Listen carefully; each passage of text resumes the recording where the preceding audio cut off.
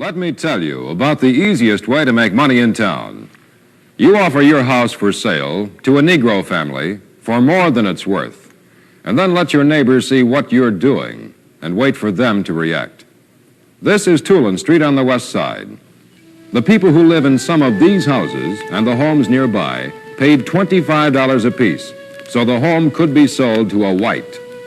How much does it cost to keep a Negro out? They raised over $2,000. They gave it to the white neighbor that owned the house. Why $2,000? Because that's the difference a Negro must pay over what a white must pay for the same house. This is Bobby Mitchell, a new homeowner on Eldemere Road, a street studded with signs for and not for sale, a street alive with prejudice, fear, and salesmen. My wife and I have spent about 2 years searching for a decent neighborhood, a decent home for ourselves and our kids. And we feel that this has cost us quite a lot of money. We knew that we'd have difficulty getting financial backing, especially if we moved into a neighborhood where Negroes aren't wanted. But I think that in the 2 years that we have searched, we finally found the house that we feel would be decent for us and our children. Of course, those of you who never had this situation, searching for a home, the financial aspect of this thing, you probably wouldn't realize the amount of money that you can waste just in searching for a home. I think the amount of gas and the wear and tear on my car has been tremendous the last 2 years. The amount of money that I spend in rent when I could have had my own home has been great. Of course, being an individual who wished to have the best, and that's why I work for the best, I think that this is entirely wrong that I, as an educational background, financially set, that I can't buy a home where I wish to. This is not an appeal to your conscience. It's not an appeal to our heritage or the equality of man. This is a raw, honest, mercenary, factual accounting of what hate costs, what it costs you or your children. It's cost our country much in the fight against communism in Asia and Africa and South America. But what is the cost of hate to each of us? To each of us.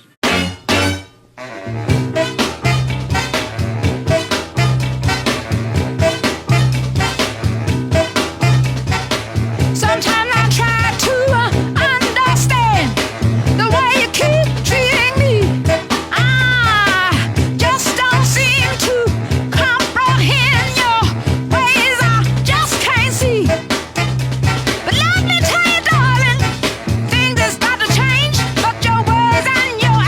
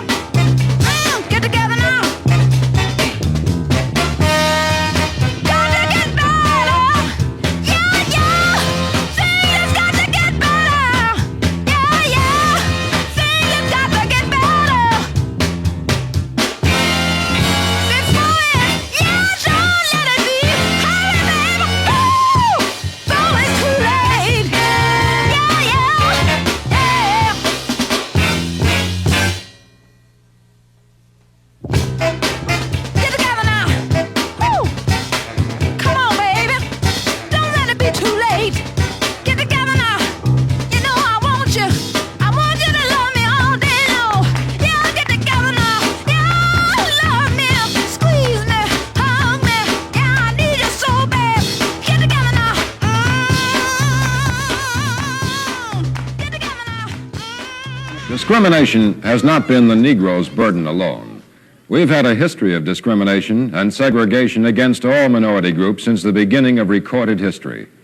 But today, discrimination is almost always, almost totally associated with what is called the Negro problem. Yes, we know it's not a new problem, but has it always been this way? These statues were dedicated in 1894 to the men of Ohio who died in that uncivil war of states' rights and slaves' freedom. These bronze eyes have seen Cleveland grow and change for 64 years. They've seen the problem of discrimination handed from minority group to minority group. The chances are that you or your parents or grandparents once faced a discrimination problem.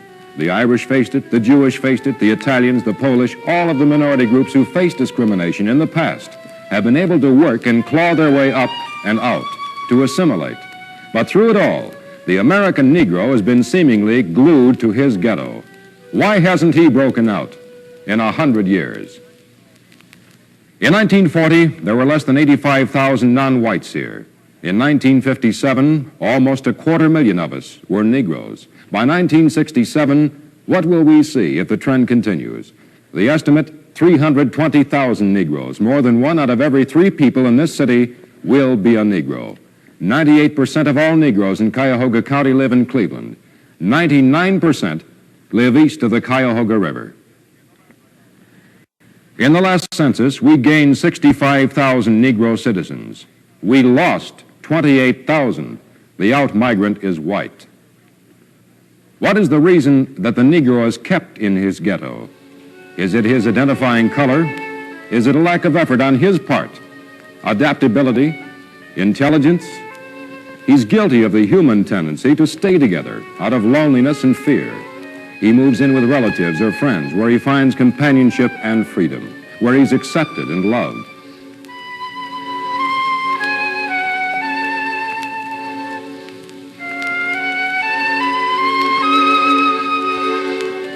Low-paying jobs help to hold the majority of them in low-rent slum areas. Even then, half their income is spent for overcrowded quarters.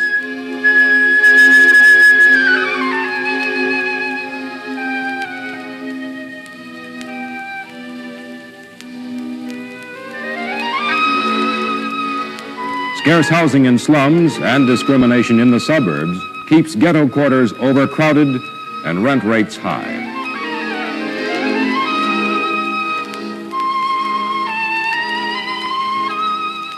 It's easy for a Negro to finance a car, but he finds it difficult to finance a home in the suburbs or get a white-collar job that pays enough to rent a home outside the ghetto.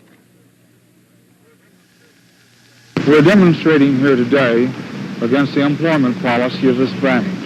At present, there are 70 branches within this community. At least 10 of them are in the central community itself. Of that number, only 1 Negro serves as a teller.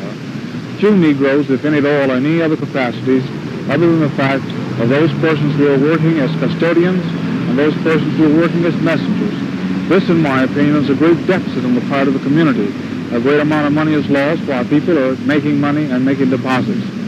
We are too protesting also the fact of the housing pattern which has taken place.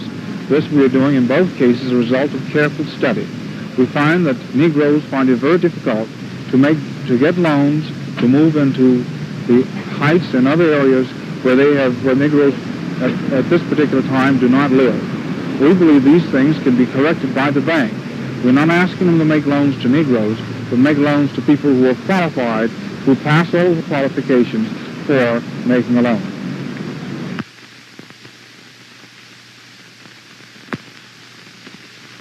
Cost to my family in reference to moving into an integrated neighborhood is somewhat varied. Economically, I might say that it cost us more money in terms of dollar and cents as a result of our having to look around, spend more time trying to find a home to our liking because various neighborhoods weren't open to us. One of the problems was this lack of communication. We would get telephone calls from real estate agents or salesmen urging us to sell our home, telling us that they have a house listed down the street or they had just sold a house down the street. And it was very difficult for us, not knowing our neighbors well or not having much communication with them, to know whether they were telling us the facts or not. And of course, having money offered to you on the spot, it's very tempting to know that you can get your money out of your house and leave, and that will be the end of it. And the more we thought about it, however, the more we felt that this was our home and we wanted to maintain it and stay in the neighborhood and do the best we could. And as we talked about it with our neighbors, we learned that the only one to profit by the quick sale of homes and the turnover was not the white families who would have to find inferior housing someplace else or spend a great deal more money, or the Negroes who would then be moving from one ghetto to another, but the real estate agents who got a fast turnover and made a lot of profit and then moved on to another area. Why do they hate him, resent him, want to stay away from him, keep him in his ghetto, out of the suburbs? Ask these questions of whites. What do you hear? They say he's dirty, ignorant, lazy, shiftless, immoral, and violent. They say he cuts and kills with a code of his own that is repulsive to the community and a headache to the law. They say he wants to live there anyway because that's the way Negroes are. The cost? It had never come out into the open as it did in Judge Petrash's court a few days ago.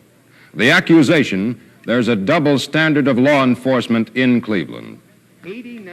Complaints against the prosecutor's office and the police department that law enforcement agencies don't prosecute Negro violators, that negligence permits a minority of criminals to turn a whole area into a jungle. Police prosecutor Mattia opened the meeting with a plea. Councilman Leo Jackson listened.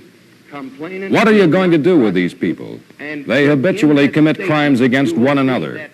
Then the victims are afraid to appear in court or sign a complaint. The result, no prosecution, high incident of crime, false arrest suits. I will not change the policy of the Office of the Prosecutor wherein affidavits are to be issued immediately upon the receipt of a complaint. It's impractical. It's impractical because before the person is arrested, the complainant will be in the office of the prosecutor asking that that affidavit be withdrawn. Where an affidavit has been issued, and it now goes through the warrant registry section, no affidavit under any circumstances, once issued by a prosecutor, is going to be withdrawn unless that party appears before the judge who is presiding in courtroom number 2 and asks the court to dismiss it because he does not wish to prosecute. Then it will be for the judge to determine whether or not prosecution should proceed. It's not a crime as against a person. The complainant is merely the principal state's witness. It's a crime as against the peace and dignity of the state of Ohio. Leo Jackson says maybe it is so, but there's another side of the story. Crime is due to little respect for the law. Little respect because no one is prosecuted or punished. This problem has to be faced. Now let's take assaults generally. Just a few years ago, Mark Elliott was in the news. At that time, they had a manager, Mark Elliott. He was arrested. One of the charges against him in his crime record was he was arrested for shooting a man on St. Clair. It says on there he was released for failure to prosecute. They let him go. But they didn't say why. He had a pistol in his possession out there on St. Clair, but they didn't hold him for that. That was against the peace and dignity of the city of Cleveland. Why didn't they arrest him for that? He didn't have to have nobody prosecute him for that. The police caught him with the pistol. He shot a man. So I'm saying here, and you have to ask yourself the question, if this had happened in another community, or if he had shot a white man, you have to ask yourself, I have to ask myself, whether or not he wouldn't have been at least arrested and prosecuted for carrying a concealed weapon. or disorderly conduct or something. But he released him. So these are little weaknesses in here that happen. They reflect something. Now you have to decide what they reflect. The results, the burden of law enforcement rests with the city, more directly with the prosecutor's office and the police department. Chief Story said he was tired of complaints, tired of the blame. From now on, it would be different. Violators would be charged with a crime against the peace of Ohio. The cost? High. It's been high for a long while. Inspector Richard Wagner said in an article in Time magazine in 1958 on crime in Cleveland that Negroes commit as much as 80% of all crimes committed in this city. Wagner qualified his statement this way, that the present recession, the crime rate of robberies and burglaries has crept upward, but not by Negroes. He said poor whites account for the increase. And Captain David Kerr, head of the Homicide Bureau, said if the same number of whites were crowded into the Negro area, the crime results might be the same. Segregation creates slums, and slums create crime. What does it cost the children? These children are trying to catch up for a year of school they missed in split-shift classes. They are anxious. They are not militant or idealistic about education. They're just kids with no place to go in the summertime. At this point, school is the best place to be. Little tax money for new schools, overcrowding, and these children suffered through 2 years of half-day classes. Now they volunteer for general makeup classes, and they are learning. They learn more than this group of youngsters who play on the streets, more than this little girl who scrambles through the morning air for a breakfast of potato chips.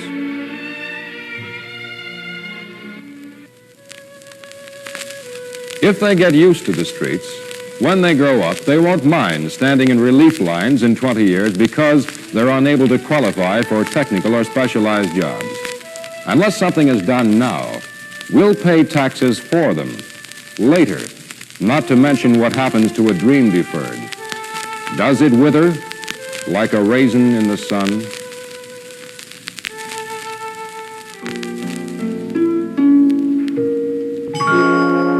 The isolation in the ghetto costs.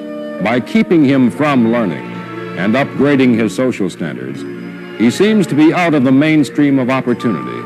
The people he meets and the people he knows are not the people who can generally help him. Discrimination results in low opportunity. Low opportunity results in low morale.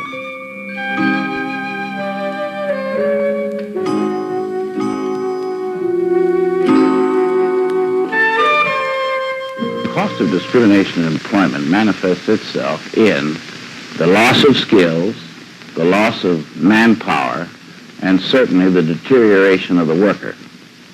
This has been shown time and time again because these unemployed workers who are arbitrarily unemployed have got to derive a livelihood from some other source. Either they stack the unemployment compensation rolls, relief rolls, and take a considerable tax bite in maintaining idleness.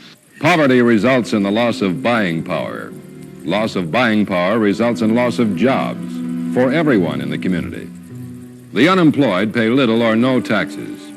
Who then pays taxes on split-shift, understaffed schools, on upkeep on our parks, police force, fire department, urban renewal, slum clearance? Who pays? Answer, we do. Or if no one pays taxes, the city disintegrates into more slums and more decay. Out-migration is speeded up. Citizens move from the city and take their business and tax dollars with them.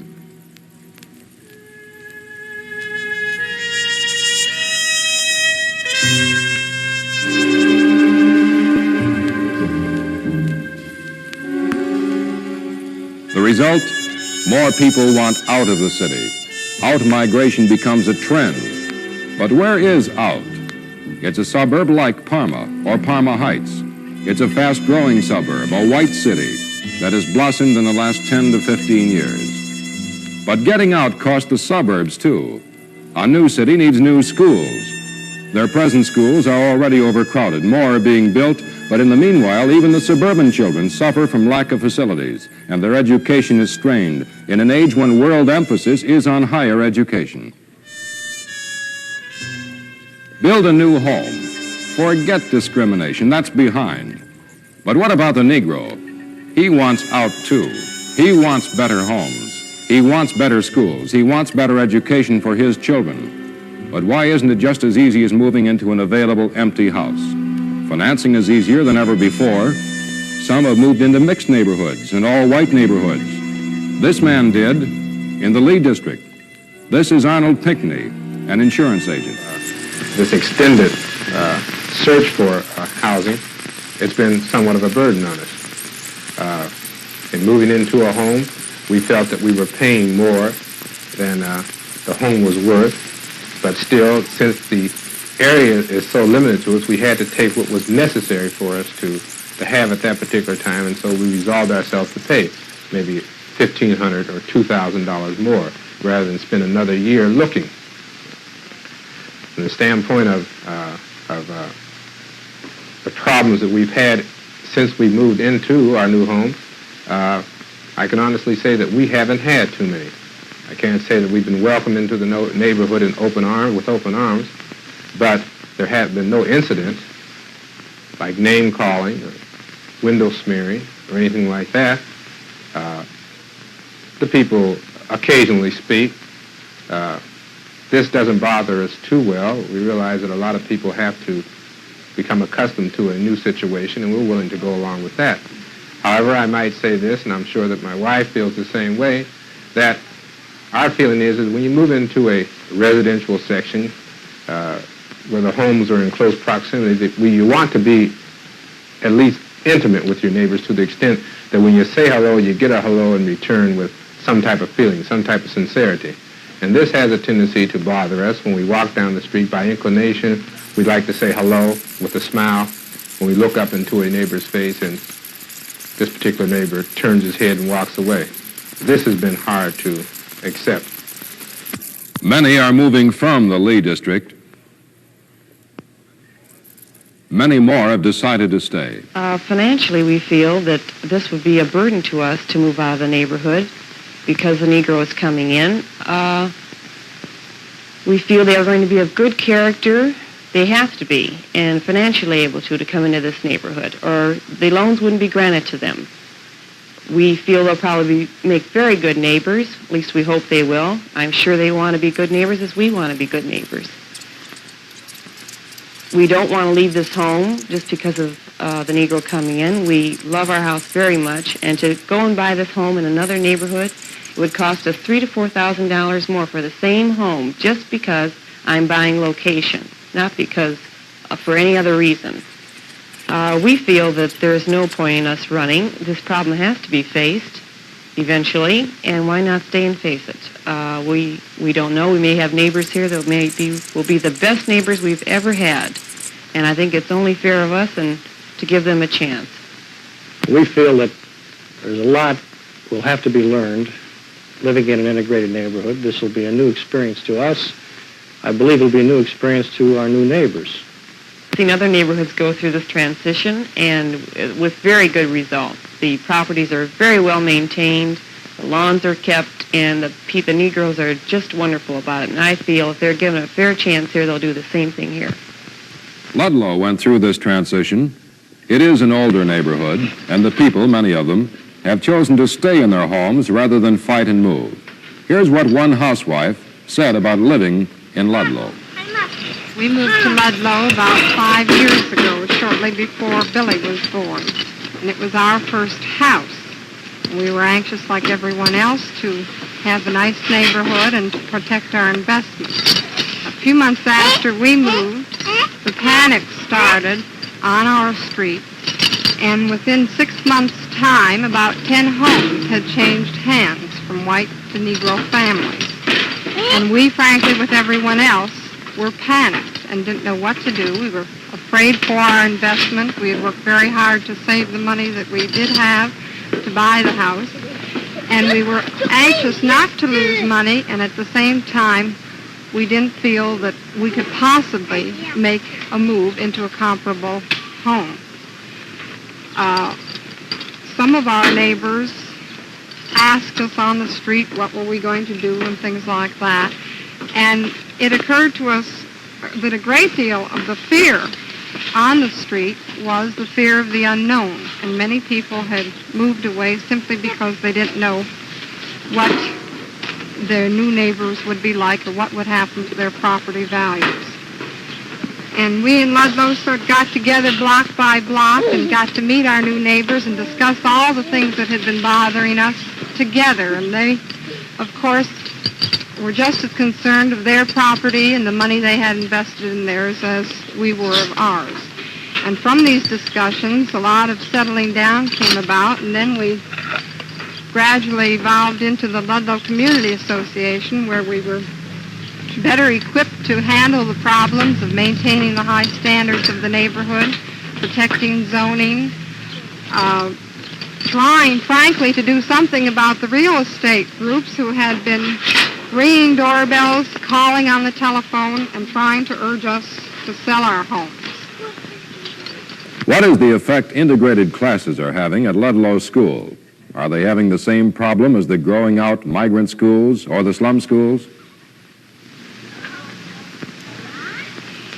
We are very happy that there has not been any noticeable problem developing our school as the direct result of a changing neighborhood. The change has been gradual.